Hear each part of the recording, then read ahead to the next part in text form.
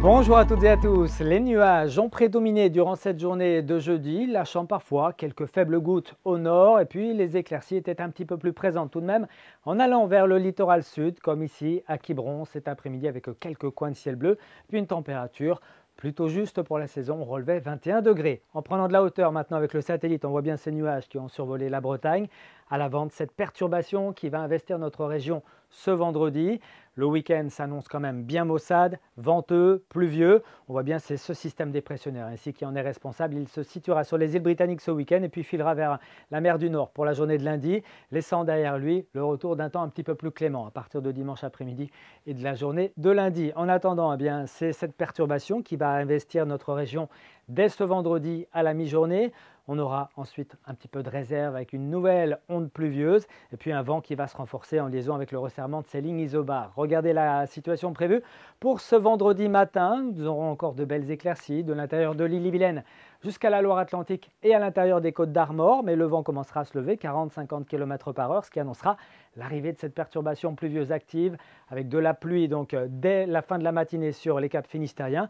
Pluie qui s'accompagnera d'un très net renforcement du vent qui soufflera jusqu'à 70 voire 80 km/h. Dans l'après-midi, la perturbation s'enfonce un petit peu plus dans l'intérieur des terres.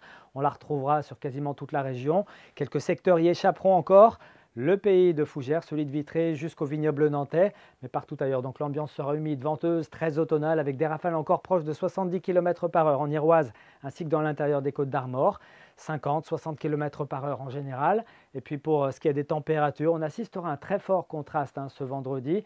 L'air chaud sera présent encore à l'avant de la perturbation, tandis qu'avec la pluie et le vent, eh bien, ça baissera par l'ouest. Regardez les valeurs au lever du jour, ça sera assez homogène, souvent entre 13 et 15 degrés, jusqu'à 16-17 degrés même sur les côtes. On attend 17 à Ouessant, 17 à Belle-Île, 16 degrés pour Erquy ou pour Saint-Malo, mais dans l'après-midi, là on aura un gros contraste entre le Finistère et puis l'Ille-et-Vilaine et la Loire-Atlantique. On atteindra encore les 27, 28, voire 29 degrés à l'est, mais plus que 19 à 20 degrés sur le Finistère.